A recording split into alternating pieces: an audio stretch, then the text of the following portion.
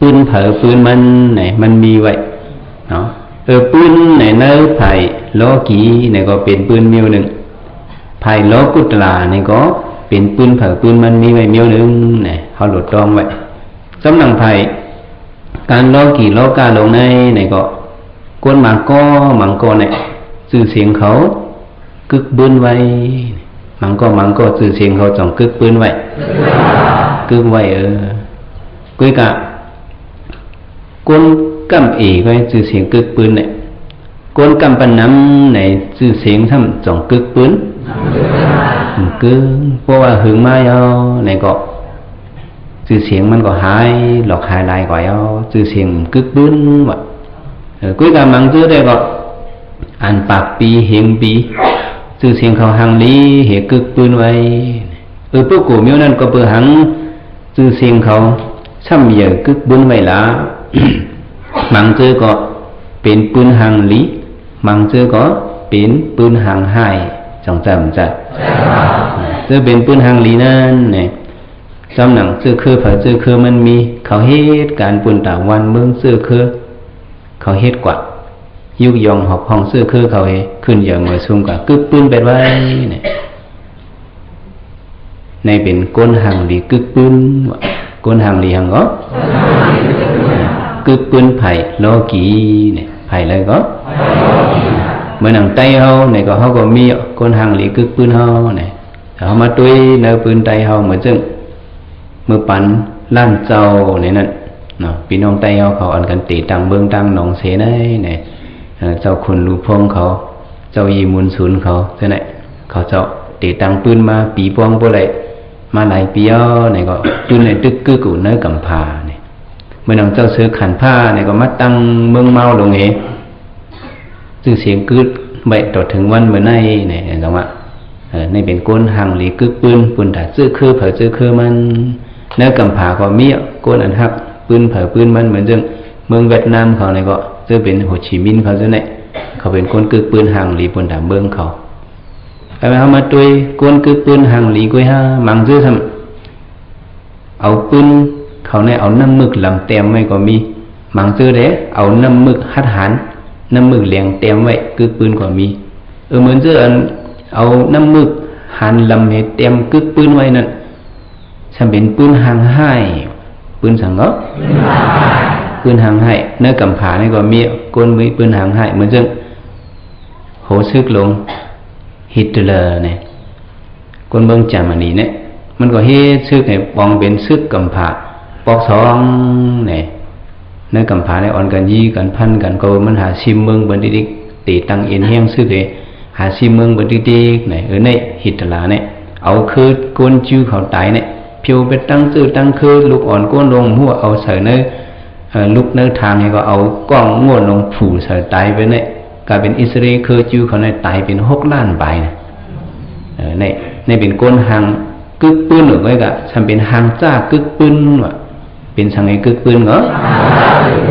หางจ้าให้กึกปืนในเป็นก้นหางจ้ากึกปืนก็มีในโลกีมังซื้อหางลีกึกปืนก็เปิดหางก็เปิดเอาปิ่งยาเขาห้างลีกึกปืนก็มีมังซื้อก็เปิดป้ายวนใต้ป่านเขาในแขนเล็บแคมเล็บเขามาโคงออกวนออกเหมือนซึ่งไผ่มอใต้ป่านเขาไอน์สไตน์เขาเขาก็เฮ็ดออกมาไผ่ใต้ป่านกูเมียวก็ในชื่อเสียงกึกปืนห้างลีกึกปืนกว่าในได้เป็นไผ่ล้อกี่มังซื้อมอเต็มลิกเต็มได้ชื่อเสียงใหญ่เหมือนซึ่งเชคสเปียร์เขาเขาเต็มลิกชื่อเสียงเขากึกกำผาไว้ในเป็นก้นหางหลีกึกปืนในเมืองไตเมืองมันเมืองพอมงเจอก็มีก้นหางหลีกึกปืนก็มีก้นหางซากึกปืนก็มีในกำผามังซื้อก็เอาน้ำมึกเหลียงเฉลยย่อมให้เต็มปืนมังซื้อซ้ำเอาน้ำมึกหล้ำเต็มให้เลยย่อมปืนกว่ามันมีไป2 เมียวก็ไม่ในศาสนาคัมภาเป็นเจ้าในก้นกึกปืนก็ซ้ำมีอยู่จงมีก้นกึกปืนก้นกึกปืนอันว่านั้นย้อนเปิดสังเลยปืนเขาซ้ำจังกึดไว้ตั้งหึงตั้งฮีย้อนเปิดเขาเหตุการณ์ย้อนเปิดเขาเหี่ยงก็ สังวันละก็อยู่หลายนอนวันอยู่หลายนอนวันหนูในเด็กจ่องปืนมันเด็กกึดสังก็ตายเหก็หายน้ำหายทรายไปละสังเป็นก้นขันในเด็กก็ปืนมันกึดสังจ่องเด็กกึดสังก้นขันตะกาก้นขันเปิ่นขี้กันว่าไอปอกของไอปอกจันขาสองก้อนในขันเลินเสียเพราะว่าไอในขันน่ะเนี่ยมีวันหนึ่งขาสองก้อนสมัยยากันมังยากันไอปอกของให้มาถามไอปอกจันไอจันเมื่อเป็นก้นขันไหนฮะเนี่ยเนี่ยก็เป็นก้นขันปอกของเนี่ยอ๋อพวกนั้นเมื่อก็เป็นก้นขันก็เป็นก้นขันห้างยากันนอเนี่ยยากันรู้บอกไหนพวกเป็นเจ้าไหนหาขี้กันขันเนี่ยวะขายได้อย่างขันเหรอไอปอกของว่าหาขี้กันขันไอปอกจันเนี่ยไอปอกจันสมาเก่าขันขี้เมื่อเนี่ยวะก่อนขันขี้นั้นชุดปักมันเนาะพวกเป็นเจ้าไหนเนี่ยปุ้นก้นอันเฮ็ดสังนั่นเด็กปืนเขามันกึกไว้วะจังเด็กกึกไว้กึกไว้ก็อันเหตุการณ์ก่อนนั่นเด็กปืนเขาเจ้ากึกไว้ในศาสนาคัมภีร์เป็นเจ้าเขาก็ปืนไผ่โลกุตละในเนี่ยก็หังดีกึกปืนหรือเสพปืนในเป็นพระเนี่ยเป็นพระเป็นเจ้าเขาเป็นพระก็มุนคัมภีร์เป็นเจ้าในเนี่ยเป็นปุกโกหังดีกึกปืนในโลกุตละในเนี่ยเขามาด้วยมันเจ้าเขียนเจ้าอยู่หลายเหหังลีกึกปืนมาเด็จื้อสังจื้อไล่แถมสังหังปองปารมีมาสี่สังเฉใบแสนกำผาไล่แถมมาก็คือก็สี่สังเฉใบแสนกำผว่องสี่สังเฉใบแสนกำผาอันนั้นมันง่ายๆแต่เดี๋ยวรับอ่านอันนั้นนับอันอยากเตะว่าเอาว่าหาราโกนคงกังเขาว่าทีเดียวเนี่ยหนึ่งกำผาว่านั่นอายุโกนเขาเตียวอสังเขลงมาต่อเพียวซิบลูกเอาซิบขึ้นเพียวอสังเขในห้องว่าหนึ่งอันตรากับว่า64อันตรากับแล้วไหนจังได้เป็นหนึ่งกำผาไพ่ล่างกำผาขึ้นเตะตั้ง64อันตรากับการถาขึ้นมุนเบิกมา64อันตรากับในจังห้องว่า64อันตราสี่กำด้วยในแต่ในห้องว่าหนึ่งกำผาในหนึ่งกำผาในเขาหลบปองว่ามันหึงเนี่ยเนาะแต่ว่าหนึ่งอสังเฉในเพราะที่มาอ่านนับด้วย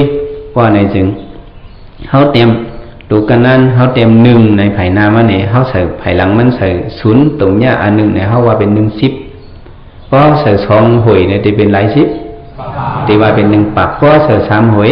1เหงเพราะใส่4หวยเพราะใส่5หวย100,000เพราะใส่6หวย1ล้านเนี่ยเพราะเป็นหนึ่งอสังเขเนี่ยทำได้เลยใส่หลายหวยเนี่ยทำได้เลยใส่ปัก40ลูกอ่ะ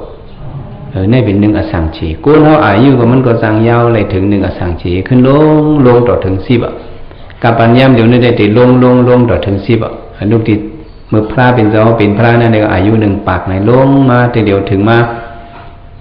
75ปักปีลง1ปักปีลง1ปีให้ไหนร้อยมาแต่เพียวกับ10แต่ขึ้นลูก10เนี่ยตบเหน็บขึ้นกว่า1 20 40 80ปัก60 3ปัก20ให้ไหนขึ้นกว่าต่อถึงอสังเขเมื่อคืนถึงอสังเขได้ขึ้นลงมาลอยเมื่อไหร่เพียวมา100,000นั่นพระเป็นเจ้าอริมิติจังที่ปอวะเนี่ยเนี่ยมันจะเป็นเรื่องไหนกว่าเนี่ยมุนคำพระเป็นเจ้าเขาในแถมสร้างปารมีมาใน4สังเฉใบแสนกำผาหลายสังเฉใบแลนกำผาก็4สังเฉใบแสนกำผาในข้าวย้ำในเรียกว่าหึงตีหึงว่ะก็เบื่อหังก็เบื่อเป็นพวกโกมีหยันหันไกว่ะมีหยันสังก็มีหยันหันไกเจมือปันเป็นยาเสสุมิฐานนั่นแหละเขียนเจ้าเนื้อกลางใจมุมมองไว้พวกเคยออกม้วนป้วนหลอดจัดในกำเดียวเนี่ยก็ออกม้วนป้วนหลอดไรก็เบอร์เบนยาเสไรสารเนี่ยไรอภิญิน8 เปิงสมบัติ8 เปิงไรอภิญินเนี่ยไรสมบัติ8 เปิงเป็นพวกกูฮับไรรัตมารัตผูกำเดียวว่ะกุยกากลางใจเจ้าสัมอิลูวิเนียสัตวะ อ๋อเกาดีกว่านิกป่านห้างกุ้ยเกาอันว่านั่นไปกึ่งกว่าก้นกัดเขียนเจ้าหนังเกาในมีอยู่แหละ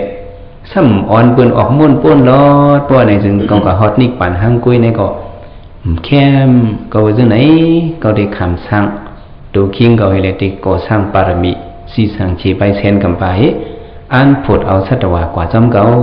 เนี่ยไว้เจอมันเขียนจังไหนไผหน้าเกาเนี่ย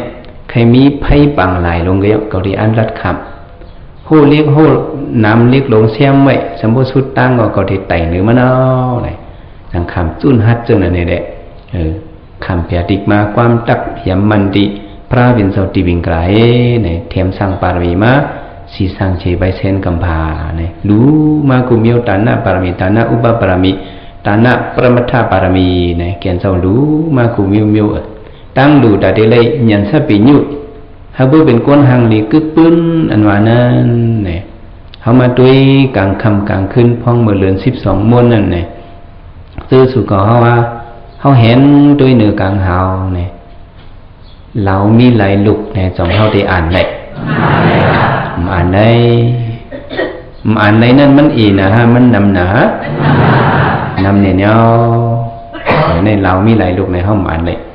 นอกคำพระเป็นเจ้าเขาเทียมปารมีมาในเนื้อเขาตั้งเทียมปารมีสีสังเชไปเซนกัมพาในเกียนเจ้าเลยครอบหมักตาเจ้าเฮลูมาในนำเสียลาวกลางหาวในวะเกียนเจ้าเลยเอาเลือดเฮลูบันเปิ้นมาในสังว่าเป็นไก่เนี่ยก็เปิ้นเถือคอเฮตุ้งเอาหวานน้ำเลือดมันในเปิ้นเอาไปกินน่ะในดูเลือดดูเป็นหมูเนี่ยก็เปิ้นแตงเฮก็เอาเลือดมันเจ้านั่นในก็กินอันเลยดูเลือดมาในก็นำศีลนำสมุทรลาวะอันเลยดูเนื้อมาเป็นไก่เฮลูเป็นวัวเฮลูเป็นหมูเฮลูเป็นกูเมียวเฮลูนั่นกองเนื้อเจ้านั้นสั่งว่าเอามาขับกันไว้ในยังสูงเห็นลอยเสาผ้าลอยไม่หมูในวะในแต่ได้เป็นพระหนึ่งเจ้าอันมานั้นสองตีง่ายเนี่ยก็เบิกเขาเจ้าเป็นพวกกูหันไก่เขาตั้มไว้แผ่นกันไก่ข้าวยาวในหึงก็คือในสีสังเชไปเซนกัมพาแต่ได้เลยมาเป็นพระเป็นเจ้าโคตมาอันว่าเนี่ยเลยตั้มแผ่นกันไก่เลยหลูอสักมาหลูโตหลูเจอหลูลูกหลูเมหลูคู่ขององศาเจ้าในอันยามหลูเนี่ยมีทั้งเสมียวในหลูด้านไม้จังว่าเลยมาเป็นพระนี่ยังอ่านเขาเจ้านั้นว่าหังสมมาสัมโพธิญาณัสสะปัสสยโหตุเนี่ยเขาเจ้ายังอ่านอันในกุยว่าผู้ใดเป็นพระยาวเนี่ยก็จังเทมีมานำกัดตั้งขันนี้จังเทอ้อนเอาสัตว์ว่าออกมวลปนรถเลยเพราะว่าเจ้าเก่ามีนำกัดตั้งขันบ่ในจึงจังเทอ้อนเปิ้นออกมวลปนรถเลยได้พระเป็นเจ้าเนี่ยในไหนห่างหลีกึกปืนมาได้แถมสั่งปารมีมาได้มาเป็นพระได้มาห้องตราบันเจอเวเนียสัตวาในชดกว่าตั้งน้ำตั้งลายในลืมเศร้าในกับข้าวตั้ง40 ใบ5 วาในกลางในเจ้าลูกมาในก็ที่เล็กกับผุดเอาสัตวาตัวหลังเนาะพวกกูก็หลังเนาะในมีเมืองสางก็กว่ามีเมืองผีก็ปังข้าวยามีกว่ามีอยู่เมืองกวนมีจอกเลยจริงเลยนะก็กวนอันมีปารมีนั่นในพระเป็นเจ้าก็หาหอตลาบันในพวกกูอันมีปารมีนั่นในพระที่มาหาตลาที่มาหาพวกกูมีปารมีนั้นที่ไรยังก็พระก็มาหาตลาก็มาหามังชื่ออันนี้ปารมีมังชื่อซ้ำกะหาพระกะหาตลาวะมังชื่อซ้ำกะหาสังก็กะหาพระกะหาตลาเหมือนเรื่องตะเกาเขาเมืองกูดในก็เลยว่าเป็นพวกกูมีปารมีจงเลยว่าในตลามหาตะเกาเขาเมืองกูดน่ะเนี่ยเจ้าสุคำเอาตะไลมหาปันตะเกาเขาเมืองกูดลุกจงเติมใจพอเป็นความเฮาเนี่ยเมื่อหนังเฮินไตเฮาเมื่อกูบอกไหนเปิ้นมีไว้พีไผในกลางเฮินเปิ้นสายไผในกลางเฮินไว้พีไผในเปิ้นได้ไว้อันตาย2 ค่ายตีไหล ไข่ไรอันไรไข่เนี่ยว่าไข่อ่อมไผ่เนี่ยเขาได้ไรไข่ต่างนั่งเอาเอมาจูพีไผ่กุ้ยกากับปัญญามเดี๋ยวเนี่ยซ้ำเจ้าก็เปิดปารมีตะเกาเขาเมืองกุดเฮงเยอะหนาเนี่ยปีเนี่ยซ้ำเป็นพีไผ่ไข่หาต่างวะเนี่ยอีสังไข่หาต่างพีไผ่ไข่หาต่างพีไผ่ไข่ได้ไข่มาหาต่างเอาสังทำเป็นต่างถังไปพีไผ่เนี่ยได้หยาบบ่เจ้ายำหยาบว่าเป็นต่างถังไปพีไผ่ทำได้ว่าหือหายห้อมตันนะเขาหลงมีการมิ้วนั่นมิ้วนี่เนี่ยในเป็นต่างถังไปพีไผ่วะเขาอย่าไปให้มันเลยเป็นเรื่องนั้นพิกษณะพีไผ่ไข่หาตังในเขาซ้ำแต่เลยเป็นเรื่องหือเนี่ยเขาซ้ำหรืออะไรเป็นหนูไผ่ถังจูโลวะเนี่ยหนูไผ่ให้ยังก็ไม่ล้วนเป็นวีเหลาขาวๆไอ้เป็นเห็นหนูไผ่จุดเนี่ยมันแรงก็ต้องเจอให้เอ็นกับจูโลอ่ะเขาหลุดอะไรเป็นเรื่องนั้นพอเป็นพีไผ่ไข่หาตังก็หนูไผ่หลุดอะไรถังจูโลเนี่ยพอเป็นเรื่องไหนก็มันจังจะเป็นปางจังเป็นนี่ก็ไม่บอกในพีไผ่ก็ไข่หาตังเอาหนูไผ่ก็ถังจูโลไหนก็ไม่ไผ่เขาในลูกหุ่นอะไรมา10 วันเอาจังใจในมันจังเป็นปางพวกมันเห็นไหนเนี่ยมันเป็นปางเนี่ยเดี๋ยวว่าซื้อสุก็มีปารมีแล้วในตลาจังมาหาเห็นไหมมาซื้อเฮาพีไผ่ไข่หาตังแล้วซื้อเฮาหาอย่าไปเฮ็ดเป็นตังถังไปพีไผ่เนาะเฮาหลวนกันเฮ็ดหนูไผ่ถังจูโลในเฮาหลุดปองเซอในข้าวยามเฮาอันไว้สิเบิ่นนั่นในก็มันก็จังมากกูขิงกูเข้าในเลยเฮาหลวนกันปองเซอคัดใจเหตุการณ์กว่าคุณตาเฮาในหมุนคำปลาเป็นเจ้าเขาได้ก็คัดเจอมาในข่าวดัง40 ไป5 วันเนี่ยมันกึดลึกกลางค่ำกลางคืนในก็ผีเขามาถามตะลาก็มันจะฮอตะลาบันหรือเลยกับพูดเอาสังมีที่สูงกว่ามันเจ้ายอคิงเหกว่าหรือเลยกับเปิดตั้งพวกกวนมีปารมีเหมือนเจ้ามหากัสปะเขาตีมาเขาเป็นพระวายาหันไหนมันจะกับเปิดโหตั้งไหนฮับตอนไว้นี่เป็นพวกกูอันห่างหลีกึกปืนเนี่ยมันจะคัดเจอน่ะโตถึงพดจำตีหล่อนเย็นๆเอาไหนก็มันจะยังดึงห่อตะลายอยู่เนี่ยผลคำราเป็นว่าเป็นต้องกว่าภัยน้อยภัยลงกว่าออกเลยเลยกว่าเนี่ยสมบูรณ์แห้งโอนเนี่ยก็คัดเจอกว่าที่เมืองมันหลาเนี่ยให้หังพวกกับชาวที่เมืองมันหลาเนี่ยที่กันยาตะปีก็หนึ่งอันชื่อว่าสุภัตตาอันว่านั่นสาวกาก็กำเรื่องสุดพวกกับกว่ากับปุ่นนั้นมันเด็ดหลุดเก่ากว่าเย้าเนี่ยพระเป็นเจ้าก็คำคำมวยกว่าเข้าตั้งอิดอ่อนไว้ก็ลื้อเป็น10 บอกเช่าปอกในคำให้ยังเนี่ยปุ่นตาเด็กกับพูดเอาสัตวาเนี่ยมันเจ้าเต็มปืนมันกว่าหังดีกำเลื่อนสุดจำไปเอานิกป่านก็ยังดึกพูดเอาสัตวากว่าอันเป็นสุปัฏฐานั้นเนี่ยยังดึกมาฮอตลาปันอยู่เนี่ยในพระเป็นเจ้าให้ไหนในเข้าตั้ง40 ไป5 ปีในแก่นเจ้าเป็นพระมาเหตุการณ์ลืมเศร้าหรือสิ่งนั้นมันก็ในเขายาวสัมสลาลงเนี่ยก็เป็นโกนจัดอะไรก็ก็เป็นผีจัดอะไรก็เป็นสัตว์จัดอะไรก็ตื้นเฮ็ดปันพรหลีบนเสียว่าหมุนคำพระหนอกคำพระเป็นเจ้าไหนเนาะตื้นข้าบนตุกข้าปุ่นตาตัวเจ้าเก่าสีอินเนี่ยมันจะเต็มปืนมันกว่าเข้มแต่ไหนก็เป็นสัตว์ไหนก็คัดเจอให้สัตว์เจอคือเขาอะไรขึ้นอย่างมาสูงก็เป็นแมงเนี่ยก็ให้โมแมงคือเขาขึ้นอย่างมาสูงในพระเป็นเจ้าหนอกคำพระเป็นเจ้าเนี่ยตื้นแถมสร้างกว่าซึ่งนั้นเนี่ยจังหวะมือหนอกคำพระเป็นเจ้าจัดหนึ่งเป็นการล้ำเป็นหังก็เป็นการล้ำเนี่ยการล้ำตัวหนึ่งเนี่ยสมินมาเดินกลางเฮาปุ่งหน้ากองสำอังกะสุโหมันในอังกะขึ้นหอว่ะเป็นวันมังกรเลียเมื่อไหนการลำตัวหนึ่งเนี่ยอยู่ในกลางเฮาขี่ตกป้าใส่หน้าผักมันว่ะปุ่งหน้าจะล้ำกายยกหนังไหนมาขี่เสือหูเขาได้การตัวเลยขี่ก็มันต้องก็การลำในสำลำมือเงินกูตัวตรงนี้จังต้อง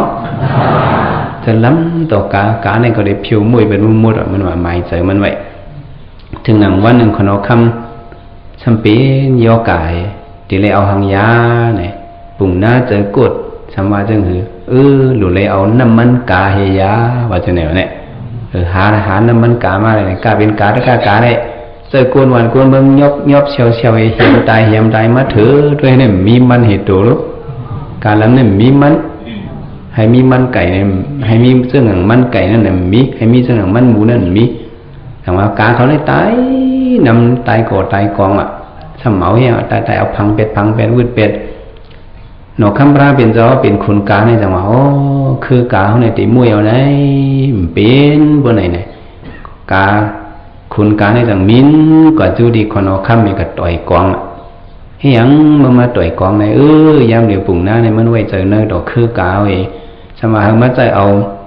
น้ำมันกาในมันหือกับมีเขาในเลยโก้เฮแต่สิเลย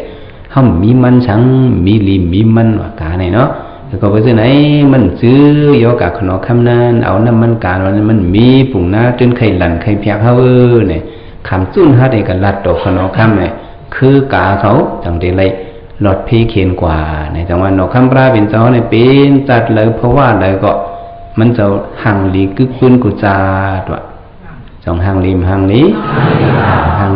จะสู่ก็ว่าในก็เขาหลุดคัดเจอเฮาเป็นคนหังลีกึกปืนเผอปืนมันเนี่ยกึ่งลีเป็นน้ำกึ่งลีเป็นนะเขาหลุดเลยคัดเจอไผ่ล้อกี่ก็เอาไผ่ล้อกุตลาก็เอาเขาหลุดเลยคัดเจอให้เขาหังลีปุ่นตากึกปืนเฮาเจ้าเก่านั้นเนี่ยหนอคำปลาเป็นเจ้าเด็ต่อถึงมาเป็นพลายเอาเนี่ยมันเจ้าเตรียมปืนหังลีหังน้ำกว่ายาวก็ไม่ซื้อเป็นก้นเนี่ยเขามาด้วยในปั่นพลาเป็นเจ้านั้นมีสัตเทก่อนหนึ่ง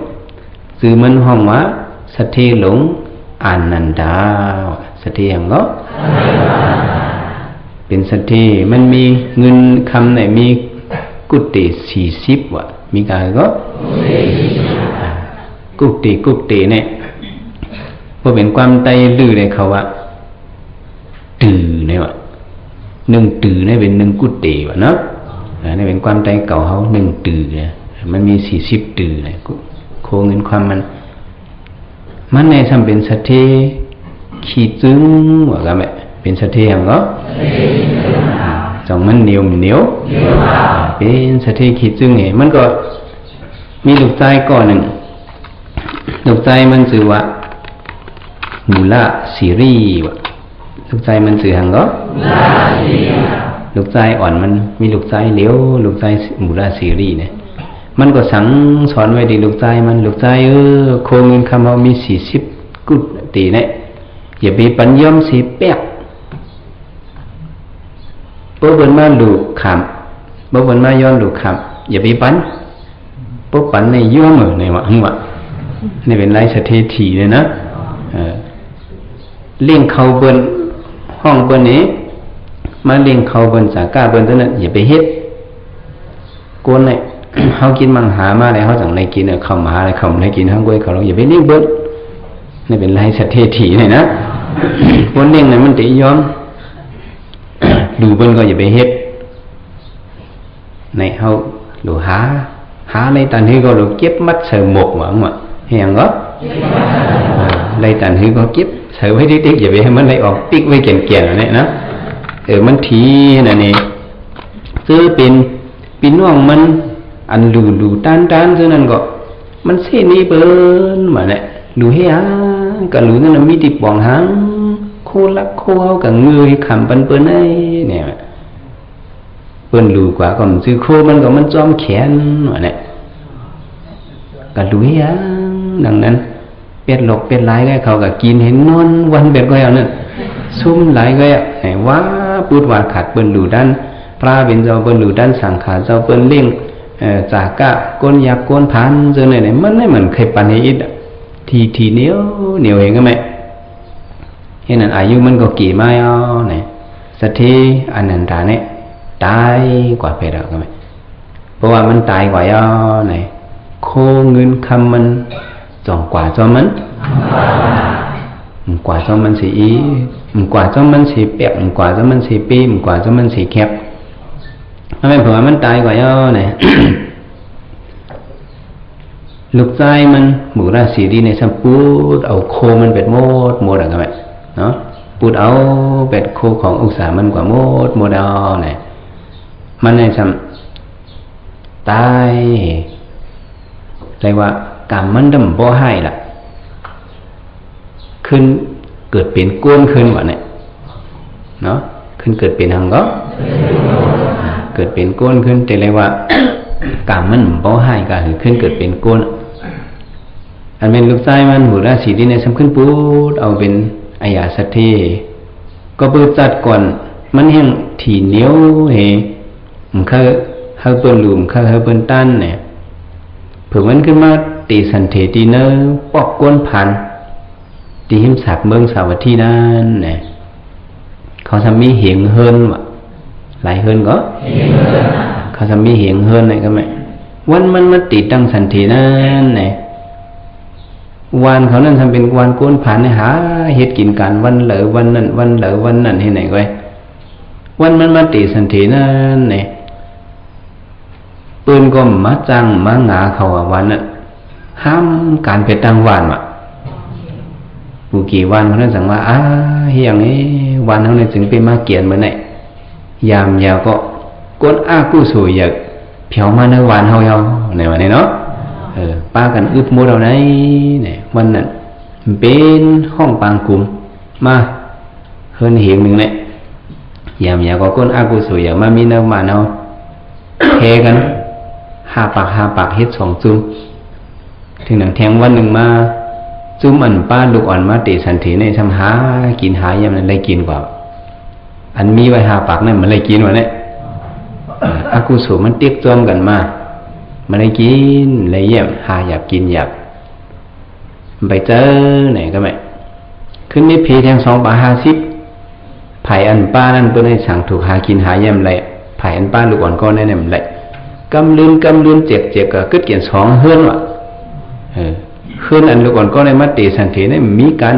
หากินก็ไรหากินหยาบน่ะเฮือนอันป้านั่นในทำหากินไรเนี่ยขาสงก็ผูมีก็จะมาว่าเฮาตีหน้าเฮือนจำกันมาหากินหายามในไรอยู่กำในเมืองมาป้าสันติลูกอ่อนก็ในในเขาก็ขันตามอึบไรแนวนี้นะห้ามจังให้ถือเนี่ยผูมีกันก็เป็ดกันไปเที่ยวก็ไม่นะอันเป็นก็เป็นผูเนี่ยก็กลมขามอึบจะเมื่อไรก็เป็นเมื่อป้าสันติเนี่ยมันเกียนหนาลูกอ่อนมาเขาก็เนี่ยห้าก็กลมจังให้ถือเนี่ยห้าผัดกันเนาะในคิงหลวงก็ไปเที่ยวก็ไม่นะนายเนี่ยก็ป้าปุ่มมันเนี่ยหาย้อนกินก็ย้อนกินหยาบกูบอกได้ก็ย้อนกินก็ทำง่ายบอกได้เหมือนง่ายอีดออย่าผืดอึดใจไหนนั้นขันใจเลี้ยงมาลูกชายอ่อนก้อนหนึ่งมันก็ว่าเผื่อว่าเลี้ยงมาลูกชายอ่อนก็เนี่ยปุ๊บเป็นหันเมลูกอ่อนตึกขาเลี้ยงลูกมาจีลูกอ่อนในในกะหาย้อนเด้เปิดที่อิลูเฮติปันกว่าเนี่ยน่าเจอมันถังมาจังไหนเพราะมันหอบลูกอ่อนในเฮกว่าเนี่ยปื้มปันสีอิดว่าเนี่ย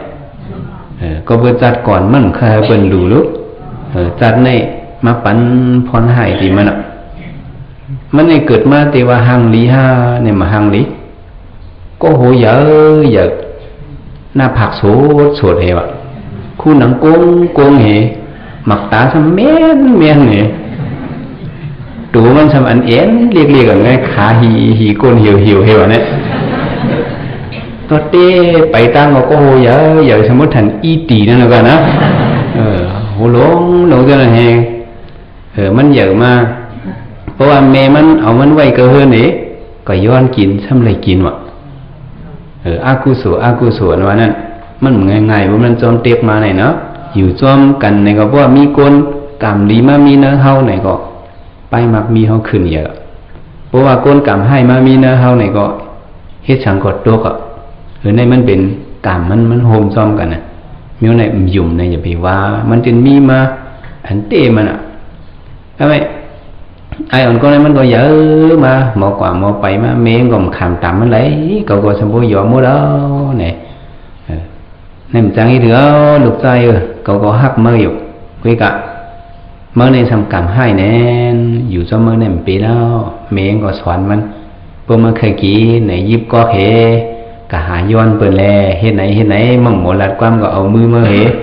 เอามือมายิบก็เหย้อนเฮ็ดไหนหน้าชกมันก็วายย้อนเนี่ยซึ่งในที่ก็เป็นเด็กปันเมื่อกว่า เมมันก็เอาก๊อกยกอ่อนลูกหนึ่งใส่ปันเนอมือมันให้กว่าละใจไหนเมงก็ลืมเป็ดเหี่ยวก็ไม่นะเมงก็กว่าอยู่เป็ดต่างตีมันใจเนี่ยพอเปิดก็โหเยอะโหหน้าผักสดคุณหนังโกงตาเมียนตัวอ่อนช้ำเรียกเฮก็ไม่ทำกว่าในก็ตั้งกว่าตั้งไปมันก็ทำอึดอ่างอัดอ่างอัดต้องให้กว่าเนี่ยนะเหมือนจังก้นกาติสโกนั่นนะกันว่ามันไปก็กว่าฉะนั้นก็หายย้อนเปิ้นพวกเข้าก่อนนั่นเฮือนเนี่ยลูกอ่อนเปิ้นเปิ้นหันมาในโกถางนั้นเป็นผีเผ็ดผีพายถางว่าเป็นผีลั่วห้องไห้วะเนี่ยเปิ้นว่าไม่ไปมาหรือเฮาดูเฮาพันได้ไปหมดอ่ะลึกมันเป็นแล้วมันปันช่างวะเนี่ยนะมันก็หายย้อนเฮือนแล้วก็มันไล่ที่นั้นเนี่ยนี่มันเฮ็ดทางเนี่ยปืนมันให้บ่หังจ้าแต่ไหนไหนเผาเตรียมบันมันเตรียมหังกล้วยมันก็เปิดจัดก่อนวันหลังมันไว้เจอหลีนั่นน่ะมันไว้เจอหลีจัดไหนปืนมันก็มันเลยขังตามปืนมันน่ะใจดื้อก็หายย้อนยินมันก่อมไรเนี่ยไรก็เฮียงเนี่ยกว่าอยู่ดีกองยุบยับเฮก็ขี่กินยายกินอันเป็นมาถอกเป็ดนั่นไรก็เก็บกินไรก็หิมกันตั้งหมาตั้งแมวนั่นไรก็หิมกันกินอะไรนะก็เปยังจัดก่อนวันหลังมันหลุมต้านนี้ซ้ำซวยเปิ้นแขนเปิ้นหลุมเปิ้นต้านก็ซ้ำหมอหอมซ่วมจอมให้ไหนถึงหนังวันหนึ่งไอใจก็เนี่ยไอตาเมียนไอห่อเนี่ยเนาะ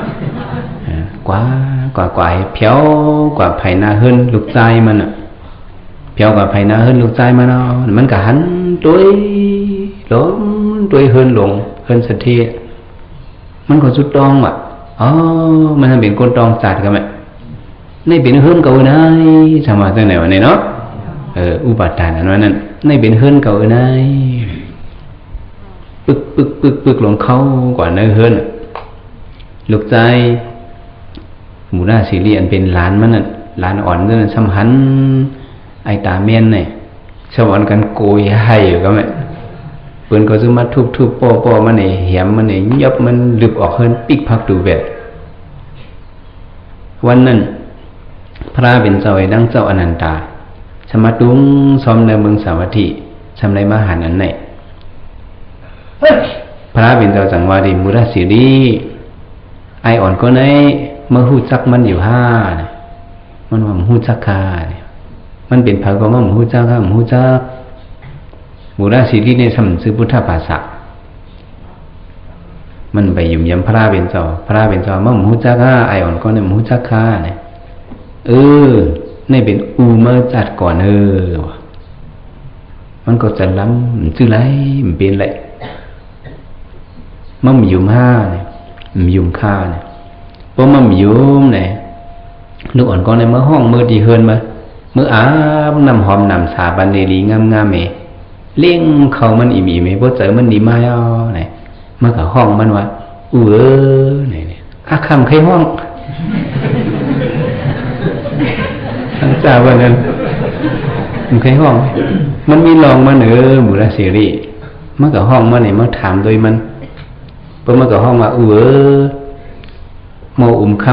ำหาลุกมือปอติดตายนั้นตั้งแต่ลาดเท่ากว่านั้นพังไว้ดีเลยเนี่ยเมื่อกับลาดมันแน่มันตีหนีมาเนี่ยผู้ว่าที่นั้นเจ้ก็เนี่ยว่าตีไรเงินได้เป็นใครห้องอะไรนะพวกผมไรเงินคำหนึ่งใครห้องเมย์เลยนะเห็นนั้นมันก็ว่าก็ยามยินเด้เจ้าโกตมาเนี่ยมันว่าสังก็ให้มันเปลี่ยนเตี้ยในเจอสีก็ซุ่มก็เชแบบมันว่านะเจอมันไหนเนาะพวกไรก็เป็นน้ำเมียเรารู้เนี่ยนะพวกไรเตี้ยก็ต้องเป็นเมียหรือเมียเตี้ยในแต่วันหนึ่งมันก็ท้องไออ่อนนั่นมือก็เฮือนี่มือหุงเขาดีพักวันนี่มือเลี้ยง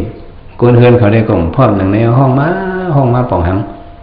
เสียบใบหม้อสุ่มหูสังหลัดปันมีตัวนั้นสุดถ่อมกว้างเก่าเลยเลี้ยงเขามาเนี่ยจังมาถามมันว่าผมใครห้องกาอะไรห้องก็ไม่เนาะ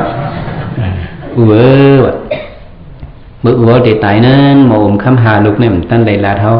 พังไว้ดีแล้วกันเนปันดูเนี่ยไออ่อนก็ได้ก็ลูกเฮ้มาเลยมาจมเก่าเลยเห็นไหมนะ ไปเด็ดเตียวไอ้กว่าไหมนะกับเพียวตีเนื้อส่วนเขาตีหนึ่งนั่งวงกลางไม่สองตัวนั้นเต้าเอียงมันเห็นดีนี่กันในคุดว่าแต่ไหนวะเนี่ยนะเขาก็เอาเซมเอาโคเซมไปคุดนี่แหละคุดเงี้ยเตะไรมาโมมคำหาลุกนะใช่ไหมอะไรมาโมมคำเอาเนี่ยก็ลุกใจมาเนี่ยอ๋ออันพาเป็นเจ้าโคตรมาว่าเนี่ยเมียนติวในอู่เก่าตั้งก็ตายเหตุกับเป็นก้นอยากก้นผ่านก้นตาเมียนหน่อยเนี่ยแนงใจกับกดอู่มาเนี่ยให้ก็ไม่นะให้เหจังแนงใจมาจูพระเป็นเจ้าก็จังว่าอันว่าก้นเมืองโครงกลางเขาในเนี่ยเปิ้นก็อ่อนกันเห็นมาตุยเขาปอลุกนั่นน่ะเนาะเห็นมาตุยเห็นตั้งมาถ่อมปลาติดฮอตลาปนี้เนี่ยเลยเป็นรองตั้งมันเนี่ยเนาะปุ๊บแต่มาที่ว่าลุกเฮาล่างเฮานั่นมี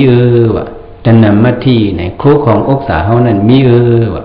เนาะอิติปาโลวิหัญญติเนี่ยก้นเมื่อเขาในเขาว่าในเป็นลูกเก่าในเป็นโคของเก่าเนี่ยอ่อนกันอยู่ยังไม่เจิงไหนวะในพระเป็นเจ้าฮอตรานะในเป็นก้นหูสังวะผาละในก้นเมือกมาหูเงิมหูสังนั่นเนี่ยก้นผาละเขาในเป็นลูกเก่าในเป็นโคของเก่าเนี่ยหมายต้องไว้มันเกี่ยนหลังไหนเอาอัตหิอัตโนนาทีเนี่ยที่เต้มันเพราะว่าเขาตายกว่าเนี่ยตัวกาตูเขาย่อมจังเอากว่าวะเขาตายกว่าในตูเขาจัดในก็เลยเอากว่าจัดปุ่นสองเดี๋ยวเอากว่าไรเขาตายกว่าในก็ตัวกาตูเขาไหนย่อมจังเอากว่าไรวะกูตัวเป่าตาลูกเขานั่นลูกตีให้ดูเอากว่าไรวะเขาตายกว่าลูกเขาจังในบ้ากว่าจอมเขากูตัวทันนั่นอุปสาเขาไหนก็เขาตายกว่าทำจังในบ้ากว่าจอมเขาป้ากว่าจังหวะเขาลูกป่องเจอกันnàyพวกเขาตายกว่านี้ลูกเขาcóกว่าจอมเขาคู่ขององศาเขาcóจังกว่าจอมเขากว่าจอมด้วยสถิอนันตาเนี่ยเลยมันตายกว่าย่อเขียนจัดกันกว่าย่อnàyลูกใจมันหมู่ราศีดีnàyจังป้ากว่าจอมคู่ของมัน40 กุฏินั่นจงปากว่าจ้อมอันมันพังไว้เท่านั้นจงปากว่าจ้อมปากว่าจ้อมอันมันปากว่านั้นมันปาหังไหนกุยปาอากุโสมันกว่ากุยว่านี่ปาหังกว่าปาอากุโสมันนี่กว่าเพียวเป็นจัดก้นย้อนอ่อนตาเมียนนั่นนี่ก็เพ้อก็เหมือนเคยหันเพ้อก็เหมือนเคยด้วยเนี่ยเผื่อว่ามายินตลาดพระเป็นเจ้าว่าก้นหูสังนั้นอ่อนกันว่าเป็นโคเก่าลูกเก่าไหนนั่นในเป็นก้นผู้สังว่าเขาตายกว่าตัวตูเขาทำป้ากว่าในลูกเขาโคของเขานั่นสัมติให้ถือป้าหนาในพระเป็นเจ้าฮอตลาแบบนี้ก็เป็นปริษัทมาถอมตลาต่างหมดต่างเสียงใน84,000ในไรตลากว่าอะไรเนาะตลาโหนในเกินเนี่ยพวกหมอเอาใส่เขาตายเนี่ยมันป้าสังกว่าอันเขาตีป้าไหนตีเป็นกุศลอากุศลเอาไว้อันเขาตีป้านั่นตีเป็นสังก็กุศลอากุศลไว้จังว่าหัวข้อตลามันเนี่ยเขาว่าเฮาหังลีกึกบึ้นเนี่ยหัวข้อตลาเขาว่าก็แต่เขาตีหังลีกึกบึ้นเขานั่นเนี่ยเขาหลุดเฮ็ดสังการตั้งลีไหนเขาหลุดเฮ็ดน้ำthì đây thì cóการตั้งลีเนี่ยเขาหลุดเฮ็ดน้ำปืนเขาเนี่ยเขาหลุดให้มันฮัดหันไว้นั่นน่ะthì đâyมันเป็นทางก็ฮัดหันเนี่ยเขาเลยเอาน้ำยาเลี้ยงในเตรียมchỉ vìเอาน้ำยาลำเตรียมthìเลยเอาอันลำเตรียมอันเลี้ยงเตรียมอันฮัดหันว่าลูตันอันว่านี่ก็โป๊ฮัดหันในสองเดือนลูไรแต่ที่เป็นตั้งลูหนึ่งอันว่านั้นเจอเขาเนี่ยเหมือนปืนสีตลอดทั่วกว่าทั่วขึ้นจ้าเป็นสีตลอดเนี่ยกำมาก็ได้ดูได้ดีที่น้องกำเปลี่ยนโย่ในนั่นน่ะนะตึกกันตั้งขึ้นน่ะตึกกันได้3-4 เดือนก็มีตึกกันได้3-4 ปีก็มีจังได้เป็นหลูมังก็เนี่ยเลยตึกเจอมิสริยาในเจอเหนียวเขานั่น เนาะเจอถี่เจอเหนียวนั้นเนี่ยเขาเลยตึกเป็ดเจอล้อผ้าเขานั่นเนี่ยตาที่ตึกมันเนี่ยมันง่ายๆว่ะจงง่ายๆเขาเลยตึกเตะปุ่มหัดหันเนี่ยเหตุการณ์ตาหน้าก็เป็นไรจงเป็นไรเป็นไรปุ่มหัดหันเนี่ยเหตุการณ์ศีลก็เป็นไรจงได้เป็นไรปุ่มหัดหันเนี่ยเหตุการณ์ภาวนาก็แค่นเป็นไรจงได้เป็นไรสื่อๆของเขาว่าเขามาเตรียมปืนเขาในเขาได้เลยเอามึกเหลียงในเตรียมเหตุการณ์ฐานะการศีละการภาวนาในเขาหลัดนี่คือสัทธิอนันตาในมันตายกว่าความบ้าสังแต่ว่ากูเราเนี่ยอันเปิ้นโคในเนี่ยมี3 มิ้วมีหลายมิ้วอันโลกาโคเขาในมี3 มิ้วเนี่ยตะกาวเขาเมืองกุดแค่ต่อเอาหูเงินหูคำมิดทองเขาก็ด้วยเนื้อหลีกไล่เปิ้นเตรียมมาเลยเขาขึ้นมาลาดกล้วยหน่อยเนาะมันซื้อก็เอามันเมาก็เปรหน่อยเนาะไม้นึงเนี่ยลิ้นเมืองโขก้นวะไม้นึงในอีสังโขลิ้นเมืองในให้เดือโขก้นเนี่ยก้นในวะในเอาเป็นลิ้นเก่าในเอาเป็นเมืองเก่าในเอาเป็นวังลิ้นวังเฮือนเก่าเนี่ยเอาวะในเป็นลิ้นเก่าเนี่ยอันในลิ้นเมืองโขเฮาเฮ็ดสังซ้ำโขเนี่ยลิ้นเมืองอันไหนมันทำจีมือห้องใบมีมันสมบูรณ์มีอย่างหรือจีมือมันใบมีจีมือห้องใบมีมันสมบูรณ์มีอ่ะห้องตายกว่าก็มันสมทุกมีอยู่หรือสองมีสังว่าลิ้นเมืองหมอลัดกว้ามบ่ไหนจึงมันก็ตีว่าอ๋อคนจะในตาดีใครโคเขาละนายคำเหลียงมากกว่าเป็นลิ้นมันว่าได้รู้มันตายกว่าอย่างก็ไหมนายคำเหลืองมากกว่าทำไมเป็นลิ้นมันว่าได้รู้มันก็นายคำเหลืองก็ตายกว่านายคำของมากกว่าทำไมเป็นลิ้นมันว่าได้รู้มันก็ทำตายกว่าอย่างก็ในธรรมะก็เป็นลายหมื่นลายเฮงลายเสียนก็ว่าพูดกว่าเพิ่มก็ว่าเป็นลิ้นเขาว่าเฮ้อในลิ้นเมืองเด็กโขเขาว่าในนะสองเจอลิ้นเฮาอยู่ล่ะที่มือไปเป็นของเฮานั่นเป็นไว้ของเปิ้นหลายก้อนเนี่ยอ่านได้รู้เขาซ้ำป้ากว่า5เนี่ยมันป้ากว่าต้องป้ากว่าในไม้หนึ่งในลิ้นเมืองโขไม้สองในซ้ำเงินโขเอี่ยมโขเงินในสมัยหรือตังโขเนี่ยเขาทำว่าเขามีเงินมือเฮียงมังหนึ่งเนี่ยเขาว่าจังไหนในเป็นเงินเก่าเนี่ยว่าจังไหนวะเงินหมังในมือมันไปเผียวมาตีเนื้อมือเฮาเนี่ยมันก็มีไว้เนื้อมือซื่อเนี่ยก็มันก็มีไว้เนื้อมือซื่อก็ในเป็นเงินเก่าเนี่ยจังว่าว่ามือไปมีเนื้อมือซื่อใช่ไหมมีดีเนื้อมือคำก็เป็นเงินเก่าทำมากับเงินเฮียงหมังเนี่ยนะเผาก็ว่าเป็นเงินเก่าเนี่ยได้มือเฮียงเนี่ยจอกออกมือกองไอ้กับเขามือกองจอกออกมือข้องกับเขาเนื้อถงไปหันกองเนี่ยจ่อกว่ากูตั้งจองอยู่นิ่มอยู่นี่กูเท่าไหนอ่อนกันมาเป็นเงินเฮว่าเก่าเป็นเงินเขาในรูปกลุ่มจอกเขาจอกออกกับตั้งเขาทำหามเลยเนี่ยเงินตีขวเอานี่พอตีขวเอาเงินตีขวเอาในไม้สองในเงินโขไม้สามในสามมีตีโขโผพอตีโขในได้ทำเอาหูเงินเอาหูคำเนี่ยถอมอินนะในได้เป็นในโลกานี่ที่บนเตรียมไว้เลยเขาก็ขึ้นมาลาดก็เองก็ติดซื้อมดในได้ก็มันจังวางก็มันซื้อในก็มันจังหวะเนี่ยนะ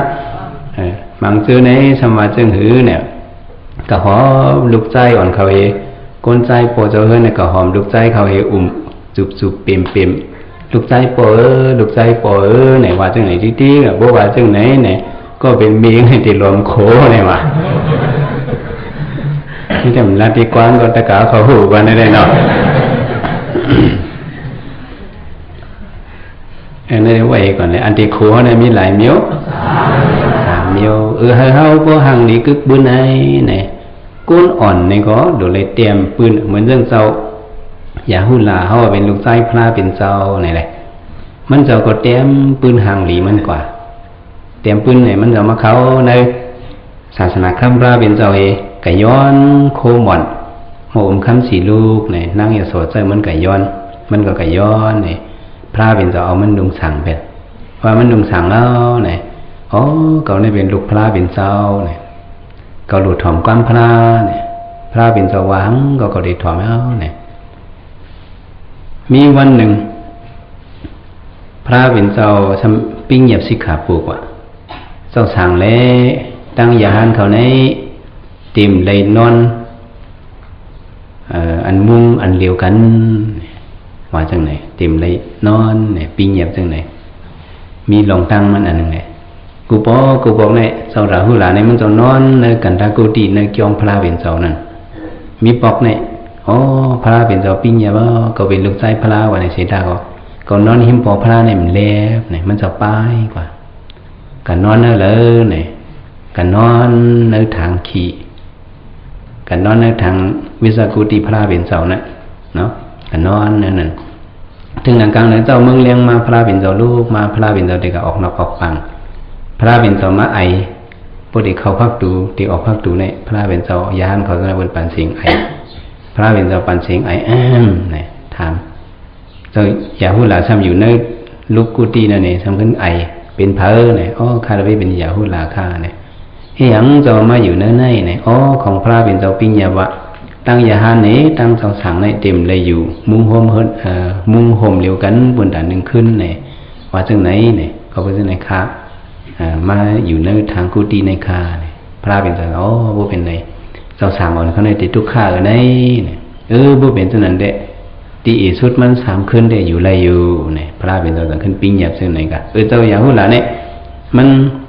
เจ้าเฮ็ดถือเต็มปืนหางหลีมันกว่าเนี่ยมาเป็นเจ้าสังอ่อนเย้าเนี่ยมันเจ้ากว่าที่ชายที่ผังนำเนี่ยมันเจ้ากับก่อด้วยกองชายเฮงชายผองเนี่ยมันเจ้ากับด้วยกลางเจอมันเจ้าออกมาว่าจังหือกลางเจอออกมาจังหือเนี่ยมันว่าโอ้ในโลกาโครงกลางลงเนี่ยเฮาหรือไรมีก็สั่งสอนอ่อนลีว่ะหรือไรมีหยังโดยในมีก็สั่งสอนอ่อนลีก็สั่งสอนอ่อนลีจังหือไหนอ๋อเพราะว่ามีก็สั่งสอนอ่อนลีนำกาหือลีกันนั่นเอานี่เจ้าสารีบุตรเนี่ยมันเอาเจ้า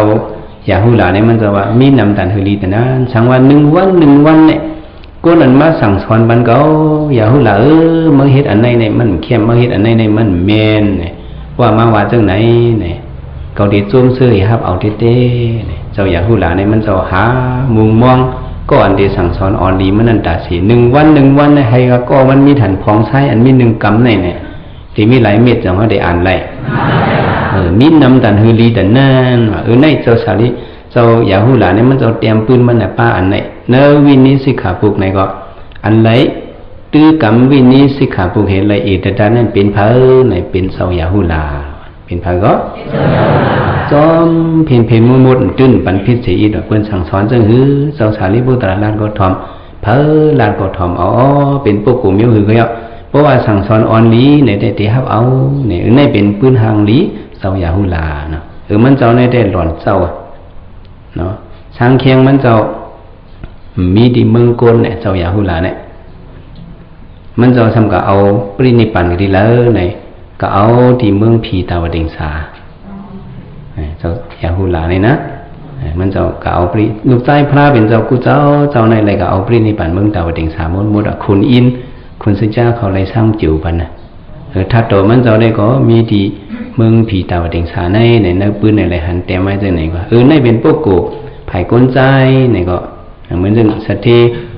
อนันตานั่นมันเตรียมปืนมันห่างหายกว่าเจ้าสู่ก็เฮาในรู้เหมือนเรื่องไผ่ก้นยิงในก็นั่งคุดจุดตราเขาในเนี่ยเขาก็เตรียมปืนห่างดีกว่ามันเป็นนั่งยิงคาเจอนั่งหอสินะก็ยามลักปืนมาสิในกระท้อมตลาพระเป็นเจ้าป่องใจมาก็มีเราในวัยมาขึ้นมาฮอตลาบัดนี้ไผ่นางยิงอันฮอตลาในก็นั่งคุสุตลาในเตรียมปืนห่างดีมันกว่าเนี่ยตื้อสู่ก็เฮาในเฮาก็กึ่งลีเตรียมปืนห่างดีเฮาจงกึ่งลีเตรียมให้ผู้ห่างดีกึกปืนนั้นเฮาซ้ำติไรอย่างติไรเฮ็ดการดีในน้ำติไรเฮ็ดทางน้ำการดีในน้ำปืนอันห่างดีสิเบิ่นได้เด้อันเข้านิพพานก็ในเป็นปืนห่างดีสิเบิ่นอันหมดเลยพักตึงอะไรไหน ในเป็นพวกกูปืนหางลีสีเบอร์นอจงจำใจ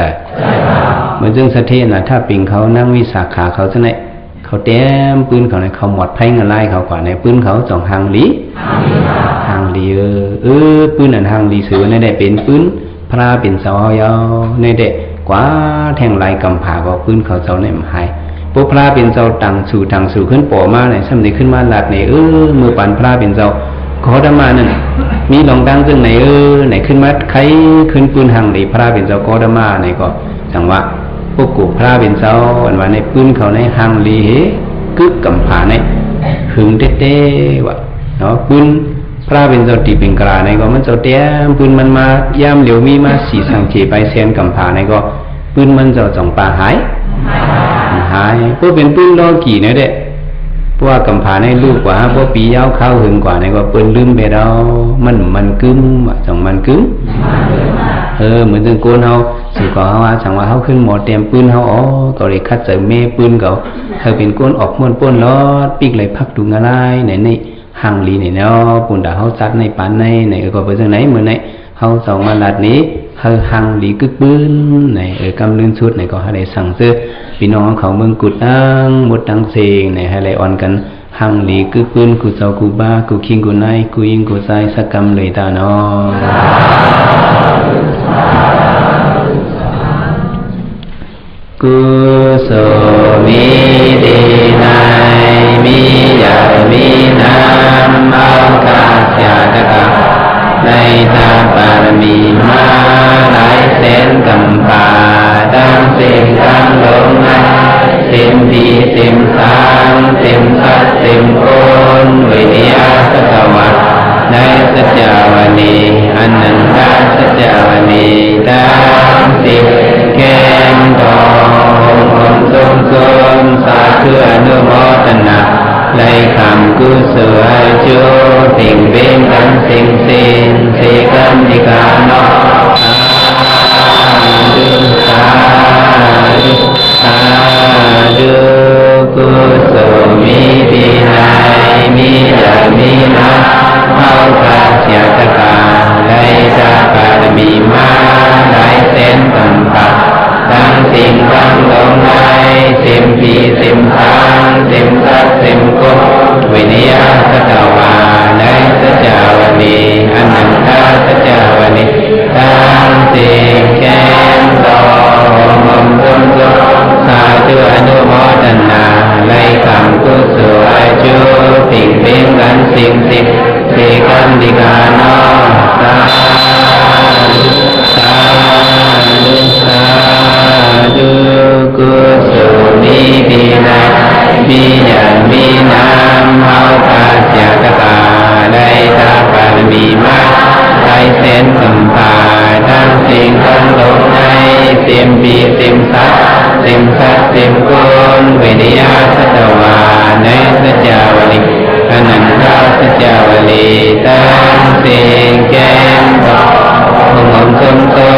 าธุอนุโมทนาในคำกุศลจูสิ่งเป็นกันสิ่งสิกันดิกาโนสาธุตานาเยสีลาเยภาวนาเยเข้าเจ้าสาดังสิ่งดังลงอย่าโตหงโตรักทีมั่งใดกุนีมั่งใดสัตวาหิมั่งใดย้อนฝากฟังไว้เนื้อมโหสถค่ะต่อเต้าวเตียเชียงสาอัมมาตานิปัญหาที่การเย็นเสกันดิกาโนสา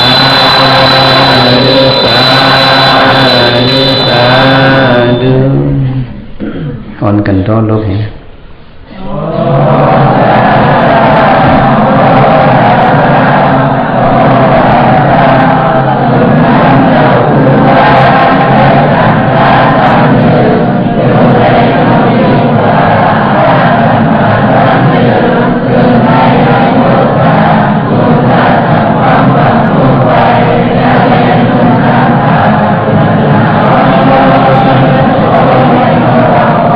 ส สบิบิโยยสุนุสกโรโตวินาสันตุมาเดวันตุนริยสุขิติกายุโกภวะอภิวาทนาสิริสันติสาวุฒาปสายโนสัตตาโลธรรมอุตันตุอายุโนสุขัมบลัม